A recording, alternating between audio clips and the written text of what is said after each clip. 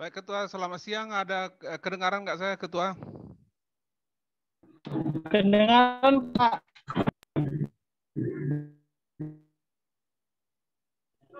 Kedengaran Pak. Oke, baik, kita akan mulai kuliah.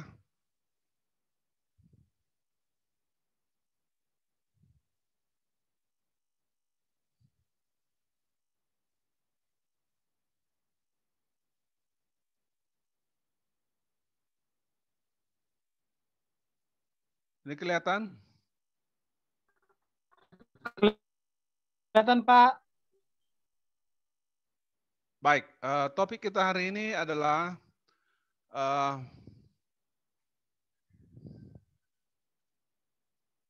perencanaan proyek pengelolaan satwa liar. Sebelum saya lanjutkan, saya ingin sampaikan bahwa pada UTS kita yang akan datang, soalnya berbentuk esai. Dan harus dikirim ke alamat email yang saya cantumkan di soal tersebut. Yang kedua, jawabannya itu dipoto secara potret. Lalu, kalau ada beberapa halaman, disatukan menjadi satu file dalam bentuk PDF.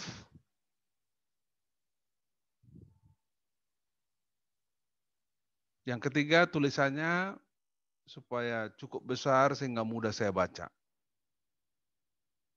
Jika tidak bisa saya baca, sulit saya baca, saya anggap salah.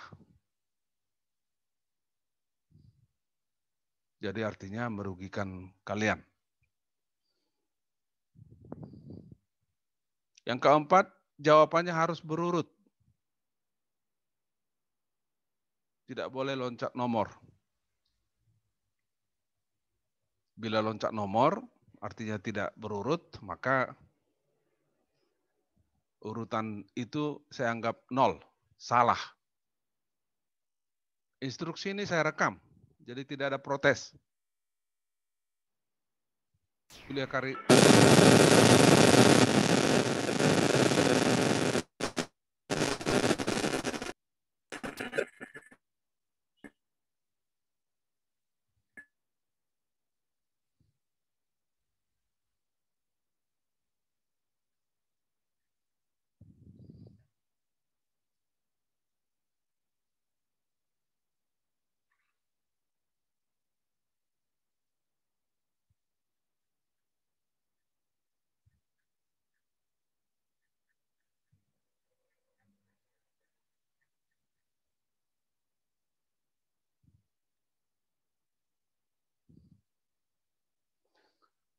Oke, baik.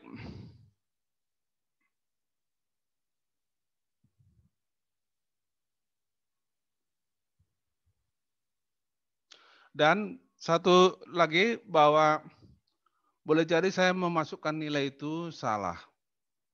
Misalnya seharusnya saya ketik 25 menjadi 15. Boleh kalian protes. Boleh kalian sanggah. Tapi ingat, boleh jadi saya ketik salah dalam artian saya ketik 25 padahal nilai kalian sesungguhnya 15. Berarti kalau kalian sanggah maka bisa turun nilai kalian, bisa juga naik. Sanggahan harus jelas. Sanggahan harus jelas. Apakah yang disanggah UTS atau UAS harus jelas. Bukan sanggahan nilai. Jadi tidak boleh disanggah, saya tidak puas Pak nilai saya D. Enggak boleh seperti itu. Yang mana mau disanggah, UAS kah atau UTS? Nah kalau UTS itu sanggahan 2 minggu setelah nilai diumumkan oleh fakultas. Biasanya diumumkan selalu oleh fakultas. Jadi 2 minggu setelah ujian UTS, kami selalu kumpulkan nilai itu ke fakultas, paling lambat 2 minggu atau 3 minggu. Pokoknya ada jadwal. Dan fakultas akan mengumumkannya. Kalian boleh nanya ke sana. Lebih dari 2 minggu setelah pengumuman itu, kalian tidak bisa, ada jadwalnya, ada jadwal kapan bisa disanggah UTS. Nah, kalau sudah keluar nilai setelah UAS, maka UTS tidak bisa lagi disanggah. UTS tidak bisa lagi disanggah. Jadi nilai boleh kalian lihat di fakultas dan ditanya fakultas. Biasanya saya masukkan ke siswa, tetapi tidak langsung dikirim ke mahasiswa karena tidak difinalisasi. Saya memeriksa kertas kalian serius. Kalimat demi kalian saya baca, saya periksa. Baiklah, sudah 07 tidak ada lagi yang boleh masuk. Baik, perencanaan proyek pengelolaan satwa liar. Sekali lagi, buku pegangan utama kita adalah bukunya Pak Hadi S. Adili Kodra ini. Kita akan coba cepat mempresentasikannya karena memang tidak terlalu rumit ini materi ini.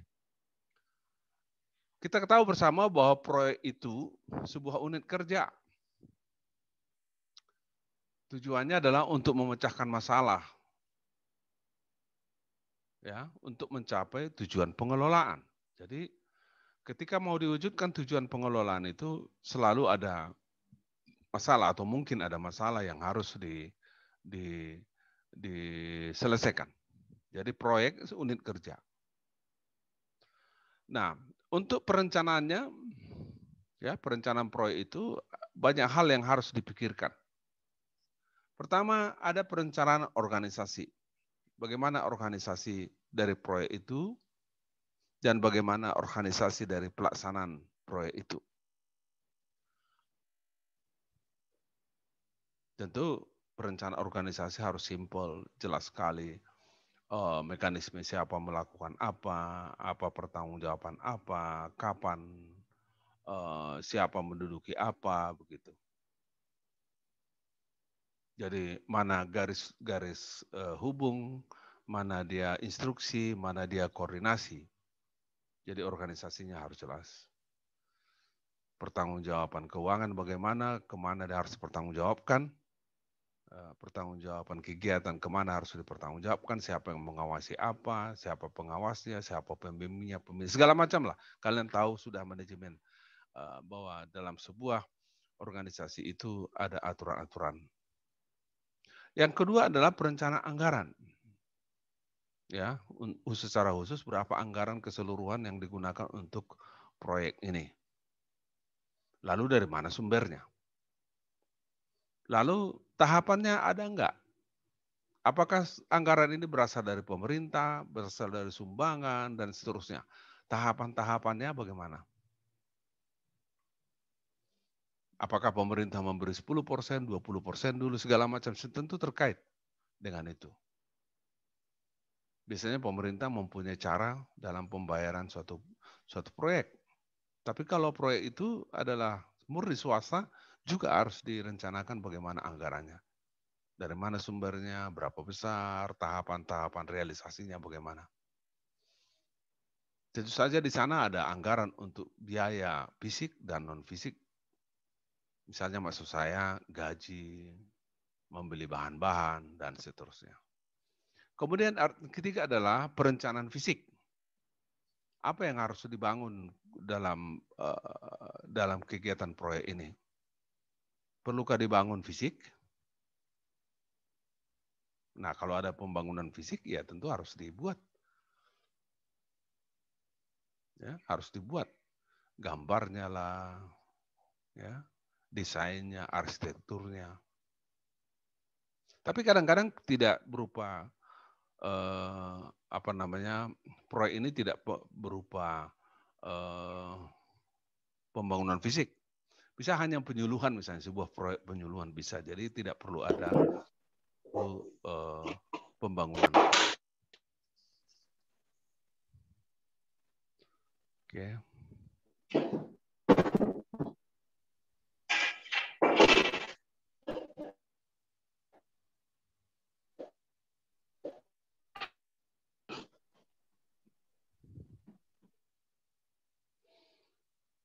Oke, kemudian perencanaan program. Kalian tahu program itu apa? Jadi apa yang dilakukan kapan, bagaimana melakukannya. Kemudian kelima ada perencanaan fungsi. Ya, apa fungsi daripada proyek itu? Ya, dan apa fungsi di luar daripada proyek itu? Kemudian perencanaan umum, hal-hal yang belum termasuk dari 1, 2, 3, 4, 5 tadi perlu juga dibuat. Nah, jadi tipe perencanaan kita ini sekali lagi boleh jadi tidak ada nomor 3 kalau memang tidak ada perencanaan untuk fisik, pembangunan untuk fisik. Nah, proses perencanaan proyek pengelolaan satwa liar menurut Ali Kondra yang didasarkan kepada yang dia kutip dari SARPE, yang pertama adalah ada antisipasi. Ya, apa yang akan terjadi ya kalau itu tidak dilakukan, dan kalau proyek itu dilakukan apa yang akan terjadi. Kemudian mengenali kebutuhan. Ini sesuatu yang dibutuhkan ataukah tidak? Semua penting, tetapi ini dibutuhkan atau tidak? Saya ingatkan ya, yang masih membuka tidak memut, ya saya ingatkan. Lalu menetapkan tujuan dan sasaran. Apa sih tujuannya, apa sasarannya? Membatasi ruang lingkup kegiatan. Nah, ini sangat penting karena kadang-kadang proyek itu besar, kebutuhan itu besar, ya, tujuan itu besar, sasaran itu besar. Tetapi kegiatan itu harus dibatasi karena keterbatasan sumber daya, keterbatasan dana, keterbatasan waktu. Jadi perlu dibatasi ruang lingkup kegiatan itu. Kemudian identifikasi dan penyusunan asumsi. Asumsi itu maksudnya adalah keadaan yang diasumsikan ada. Keadaan yang diyakini ada. Itu asumsi. Asumsi bahwa proyek ini akan jalan terus kalau tidak hujan. Misalnya seperti itu. Nah, kalau tidak terjadi hujan, kalau terjadi hujan apa yang harus dilakukan? Jadi harus ada cara keluar. Kemudian asumsinya bahwa uang itu, dana itu turun terus sesuai dengan perencanaan. Tapi kalau tidak ada dana tidak turun, tidak cair sesuai dengan perencanaan, harus ada juga skenario lain, plan B istilahnya. Kemudian menetapkan kriteria dan standar. Kriteria, apa kriterianya, apa standarnya? Ya, misalnya ada pembangunan fisik, kriterianya apa? Ya, bahwa itu sudah harus selesai dengan ketinggian begini. Standarnya apa? Standarnya adalah standar pembangunan oleh Persatuan Arsitektur Indonesia atau Persatuan Ahli Sipil Indonesia misalnya. Kemudian ketujuh ada identifikasi awal dari berbagai alternatif. Jadi setelah tahu ada masalah itu, maka harus ada sejak awal diidentifikasi alternatifnya. Mungkin ini bisa dilakukan, tapi ini juga bisa, ini juga bisa. Nah, ketika terjadi A, padahal ketika terjadi B, padahal yang direncanakan adalah A, maka harus kita reevaluasi tujuannya. Tetapi sasaran akhir tetap harus tidak bisa menyimpang, karena apalagi kalau itu adalah proyek dari pemerintah, itu bisa menjadi ranah korupsi. Itu bisa menjadi masalah hukum. Kemudian ke-9 adalah melakukan pemilihan alternatif kegiatan. Jadi kalau tadi direevaluasi tujuan, kemudian ada terjadi perubahan, maka perubahan itu juga harus ada alternatif kegiatannya. Ke-10 adalah mengumpulkan informasi. Ya, segala informasi yang dibutuhkan untuk melaksanakan proyek itu harus dikumpulkan. Ke-11 adalah mengevaluasi alternatif. Ya, setelah kemudian ada informasi baru, setelah kemudian ada informasi tandingan, maka kita evaluasi juga alternatif. Ya, tadi kan ada kegiatan-kegiatan alternatif yang harus dilihat. Nah, ada informasi baru, maka evaluasi itu juga harus ada alternatifnya. Ya, artinya kegiatan alternatif harus dilakukan. Kemudian alternatif itu harus di-ranking. Harus di-ranking. Kalau alternatif itu ada 3 misalnya, harus di-ranking dalam artian yang manakah alternatif yang pertama, yang utama, yang kedua mana, yang ketiga mana. Jadi semakin kecil nomor rankingnya, semakin penting. Dia harus di-ranking.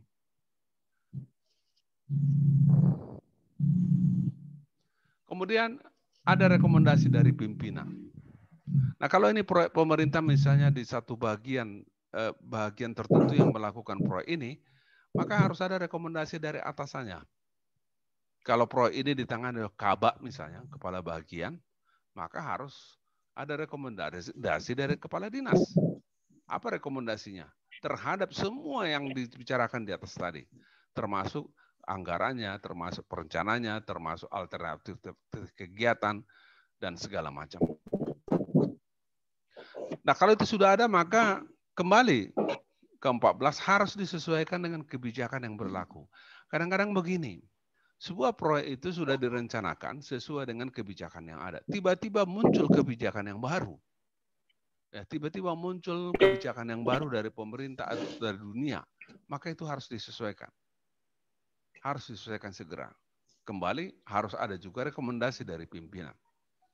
Ke-15 pemilihan program atau rencana. Nah, kalau sudah fix semua, maka harus dipilih programnya apa ataupun rencananya apa. Maka yang ke-16 adalah kita implementasikan. Dilaksanakanlah proyek itu, perencanaan proyek itu. Nah, setelah dilaksanakan, maka kemudian dievaluasi. Nah, kapan dievaluasi? Nah, tentu di dalam perencanaan itu harus ada tahapan-tahapan evaluasi. Misalnya setelah 10% proyek berjalan harus dievaluasi. Nah, kalau terjadi sesuatu, revisi. 20% kemudian proyek berjalan, evaluasi. Ada terjadi sesuatu yang menyimpang, revisi. Bahkan revisi itu bisa puluhan persen. Ya, puluhan persen. Secara khusus sering revisi adalah dalam proyek seperti ini adalah anggaran. Anggaran. Kadang-kadang kenaikan harga segala macam itu mengakibatkan biaya sangat besar berubah. Nah, biasanya kalau itu proyek dari pemerintah itu bisa revisi anggaran dengan memajukan bukti-bukti bahwa terjadi misalnya kalau tadi pembangunan fisik ada terjadi kenaikan semen yang sangat luar biasa atau terjadi perubahan gaji buruh ya gaji pegawai.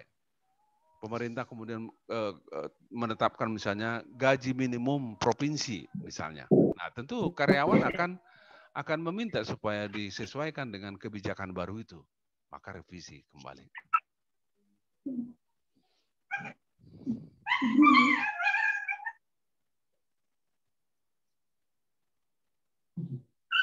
Ya, demikian.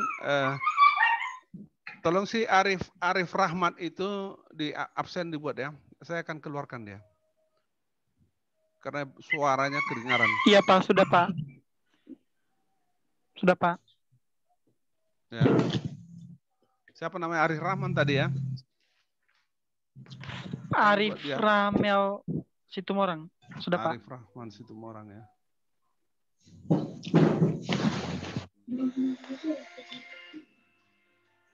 Hah?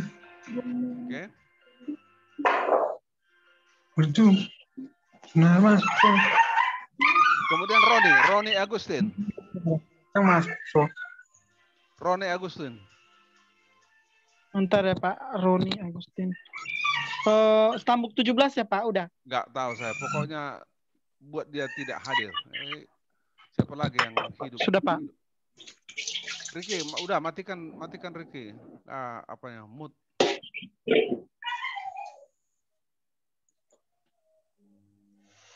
Saya masih beri hapusan si Hotang, tutup. Buat dia absen, saya remove dia. Sudah Pak.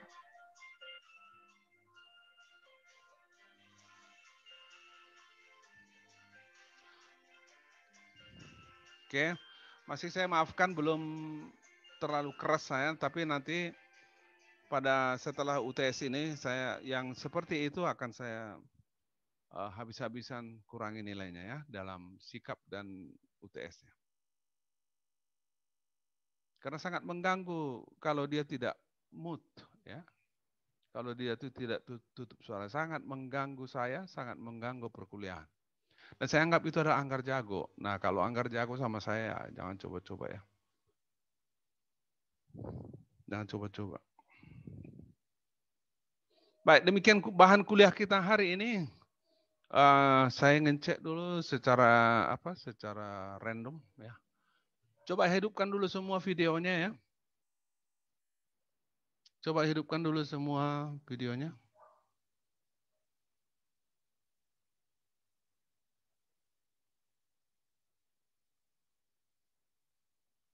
Biar saya lihat dulu wajahnya. Oke, Angelina ini, Angelina, hadir kau? Ada pertanyaan mau Angelina? Tidak, Pak. Oke.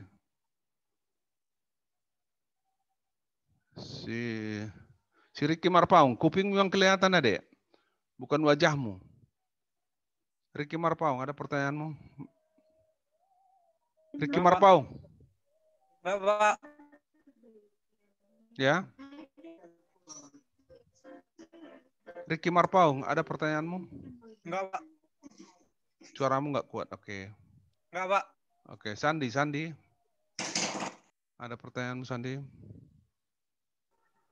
Tidak ada, Pak. Madison Gulo.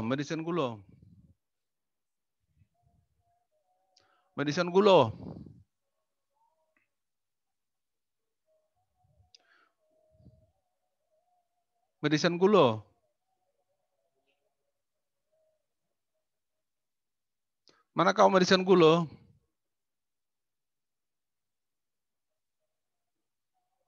Oke, kali ini bolehlah saya maafkan ya. Nanti setiap UTS hati-hati. Baik, ada pertanyaanmu Mika? Tidak ada, Pak. Dina? Tidak ada, Pak. Oke, Andre ini ada dua ini. Andreas satu siapa ini? 197154 ada 12 nih. Joel. Kau sepertinya pakai masker yang terbalik gitu, Joel, enggak? Tidak, Pak. Apa itu yang di lehermu? Masker, Pak. Hah, masker? Iya, Pak. Di mana kau rupanya kok pakai masker? Di kota, Pak. Oh, di Cari kota. jaring. Iya, Pak. Oh, jaringan. Iya, cocok lah. Bagus ya. Tanggung jawab kalian jaringan, bukan tanggung jawab saya. Jadi nggak ada alasan, Pak, sinyal nggak ada. Oh, jangan seperti itu. Nah, satu lagi, bahwa nanti di ujian itu pengumuman ke-6, bahwa di ujian itu nanti saya awasi kalian ya. Saya awasi. Jadi Zoom harus buka, video harus buka. Selama setidaknya 40 menit sesuai dengan fasilitas Zoom. Ya. Lalu kemudian kalian harus kirimkan jawaban kalian sesuai dengan waktu yang saya tetapkan. Kalau terlambat, tidak ada alasan buat saya internet nggak ngadat, Pak. Nggak ada alasan itu ya. Karena kalau kalian kirim jawaban itu terlihat kok jam berapa kalian kirim. Misalnya saya minta jam kita ujian jam 2 misalnya. Saya minta supaya dikirim jam 3.50. Nah, kalian kirim misalnya jam 4, kelihatan kok di situ, terlambat 10 menit. Nah, itu akan menjadi catatan buat saya dan terus terang saja nilainya akan saya kurangi karena saya anggap kalian telah memperoleh waktu curi 10 menit. Dan itu merugikan kawan-kawanmu yang lain, tidak adil kepada kawan-kawanmu yang lain. Apalagi kalau terlambat sehari. Wah, itu makin susah lagi nilai kalian. Jadi mari kita fairness ya, fairness. Kawan kalian pas kirim tepat waktu, kalian yang curang-curang itu mengirim kemudian sehari kemudian lalu hebat-hebatnya mengatakan signal. Oh enggak. Signal bukan urusan saya. Yang bagus seperti yang jujur kita tidak hargai, maka yang tidak jujur itu harus kita hukum. Gimana Mega? Apa kabar di Sibolga? Baik, Pak. Laut masih di situ, di Sibolga? Masih, Pak. Aku kira udah pindah dia ke Medan, belum ya? Claudia, gimana kabarmu Claudia? Nggak kelihatan wajahmu, matamu aja yang kelihatan. Begitulah, supaya dilihat kawan-kawanmu juga. Oke ya. Baik, terima kasih sudah habis waktunya. Persiapkan ujian UTS baik-baik. Seriuslah. Oke. Selamat sore, sampai ketemu. Kapan kita UTS? Sorry, belum saya dapat jadwalnya. Minggu depan Pak kayaknya. Kayaknya kau kayaknya hari apa? Selasa, Rabu, Kamis, Jumat. Oh, untuk pemulihan tanaman dengan keanekaragaman. Iya. Ya jelas UTS itu minggu depan. Belum dapat saya jadwalnya. Barangkali kalian lebih cepat mendapat jadwalnya. Belum? Sudah Belum Pak. Selasa, Pak. Sudah Pak. Selasa Pak. Keanekaragaman hayati Selasa ya. Tadi ya. Kirimkan dulu nanti Iya, Pak. jadwalnya. Saya nggak ke Selasa, fakultas, Pak, jadi setengah saya nggak tahu. Ya. Baik Pak. Kirimkan dulu, WA-kan dulu ketua ya. Biasanya Baik, memang Pak. kami ditaruh di kotak pos kami di kampus, jadi karena tidak ke kampus saya jadi nggak tahu. Baik, selamat sore, terima kasih perhatian kalian, jaga kesehatan, semangat, Horas, Jahobu, mau juah. Tahu Pak. Sore